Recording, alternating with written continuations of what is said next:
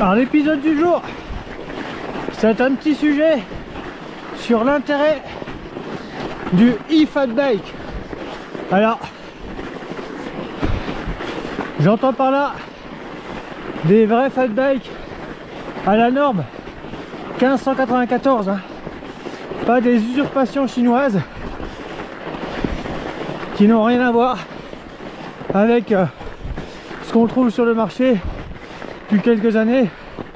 Je pense notamment au vélo de chez Cube, chez Moustache, chez E-Bike, et bien sûr au dernier né, le Woody,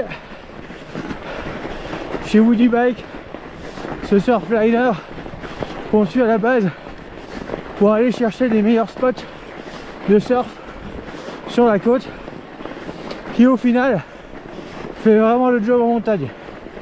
Il suffit de pas grand chose pour faire la différence avec un VTT-AE, mais c'est pas grand chose, c'est justement cette section de pneus, puisque là on est sur du Big Fat, et encore là je suis en pneu Kenda.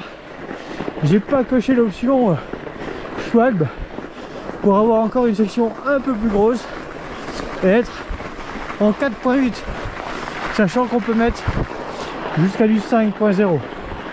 Le tout associé à un moteur efficace avec un bon support comme le Shimano EP8, et sur des pentes comme celle-ci où on est vraiment quand même sur du pentu.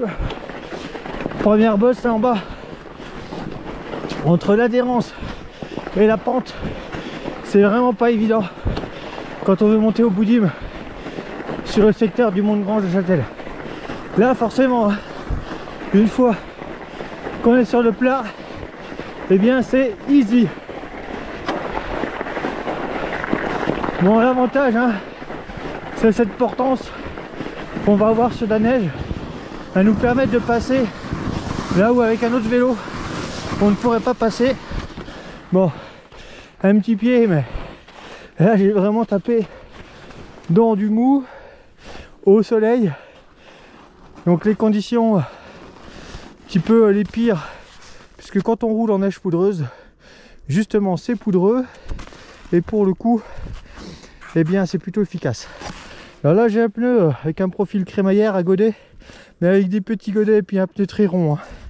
C'est clair que si je commence à monter mes pneus Surly avec le Bud et le Loup, ça change carrément la donne.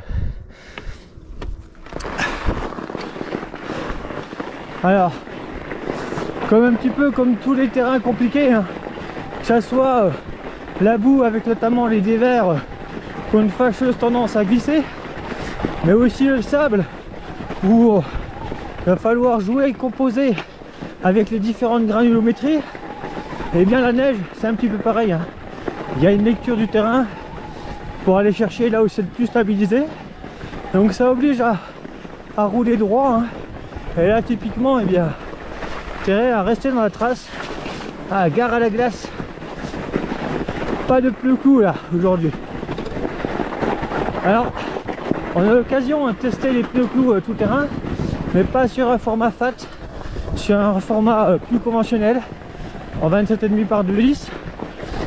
C'est clair que avant d'avoir la roue, les roues qui se dérobent, il y a carrément de la marge. Par contre il n'y a pas l'importance du fat, donc autant pour la glace à neige dure sans souci. Si ça commence à être mou, les pneus clous vous apporteront pas grand chose.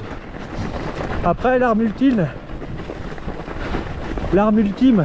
ben, pour rouler comme dans le Grand Nord canadien, ça reste le format fat en pneus clous pour pouvoir rouler dans la glace. Voilà, je serre les fesses, je vais bien droit, je touche pas au frein, hein, sur des passages comme ça, et du coup c'est bien efficace et ça passe. Et là hop, un bon radar encore. Je pense que de toute façon la caméra écrase, hein, mais là la pente qui mène au Boudim, c'est ce qu'on appelle une bonne bavante. Et puis là on profite des traces des skis de rando essentiellement, qui sont montés à aller se faire la pointe des Mattes, qui est en dessous du Mont de Grange. Il y a quelques traces raquettes, mais c'est pas forcément le spot le plus emprunté. Ah là, on a le droit à une zone où la neige a fondu avec le soleil. Et ici on a une exposition soleil quasiment toute la journée, du lever au coucher, donc ça a beaucoup plus reçu qu'ailleurs.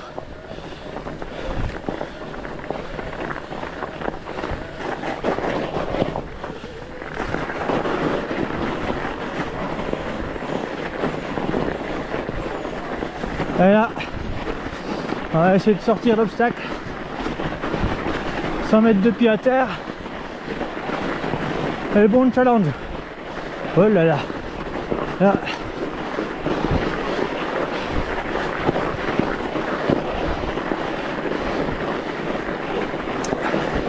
Bon, il y a une assistance, hein. Mais si j'appuie pas, si je cadence pas un minimum, c'est un job à 50-50. Et le moteur a besoin de moi. Ouais, on va y arriver. Allez, c'est magnifique. Et là, la cascade de glace, c'est péter la gueule. Ouais, ça mérite une petite pause photo. Pas trop près quand même. Ouh.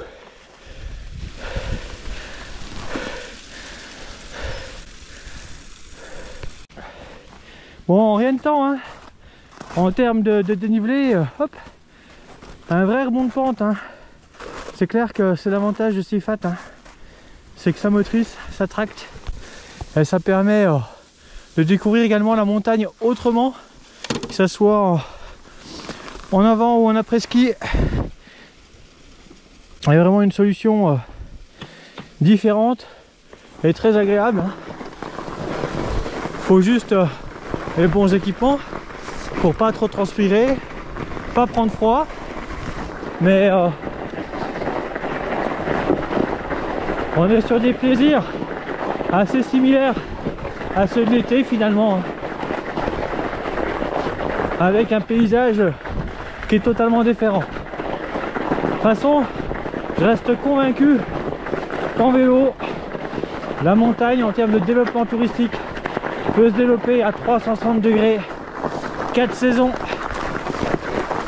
L'été, bon bah, on le sait tous, le printemps, c'est juste magnifique avec toutes les fleurs dans le pâturage. L'automne, oh, les couleurs d'automne, j'en parle même pas. Et puis l'hiver, entre neige et glace, des journées comme celle-ci, il y a un côté dépaysement.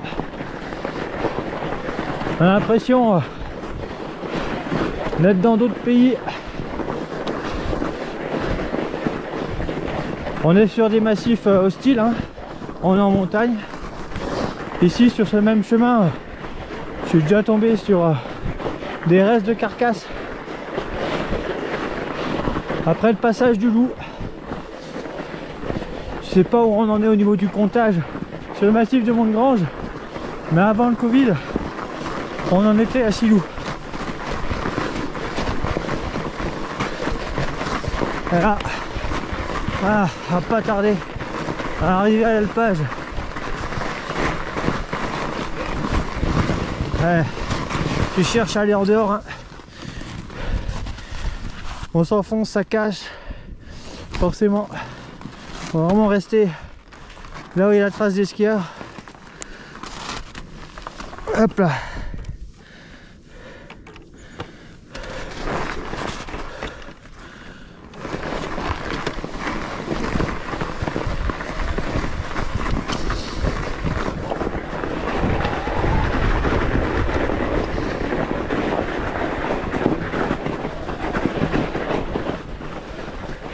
Et reglace.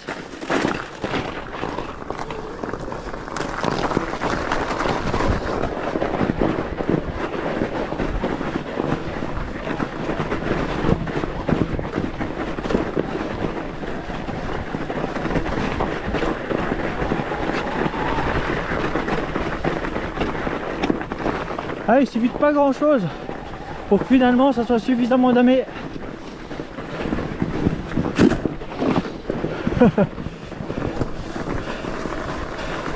Ça va, la glace a cassé mais c'était pas trop profond.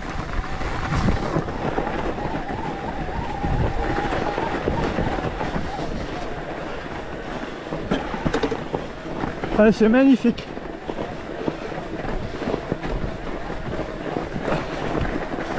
On va juste faire un petit détour pour aller au Pin. On reprendra la suite. On va monter là, à l'alpage, je vous montrerai. Mais je plongerai ici tout à l'heure pour rejoindre le village. Allez hop, direction l'alpage. Et là pour le coup, on a récupéré un itinéraire raquette et on sent tout de suite que le sol est beaucoup plus damé là au centre. Ah, justement aux raquettes. Et alors là, c'est juste le damage parfait. Bon, ça reste étroit, hein. Faut rouler droit. Ça ressemble à l'été au proverbe: marche dans mes pas, tu m'enlèves des repas. Autrement dit, on va éviter de faucher l'herbe sur plusieurs traces, sur plusieurs sillons. On va en faire qu'un seul parce que l'herbe couchée, on pourra pas la faucher. Et puis de l'herbe en moins, c'est du lait en moins, du fromage en moins, de la rémunération en moins, donc des repas en moins. Marche dans mes pas, tu m'enlèves des repas. Là, c'est plutôt roule dans la trace si tu veux pas terminer à pattes. Voilà. On va arriver au Boudim.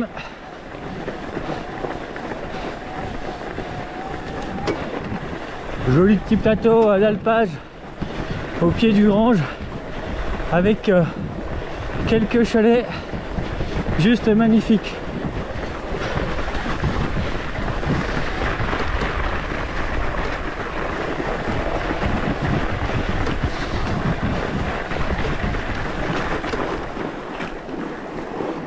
Voilà, bienvenue au Boudim.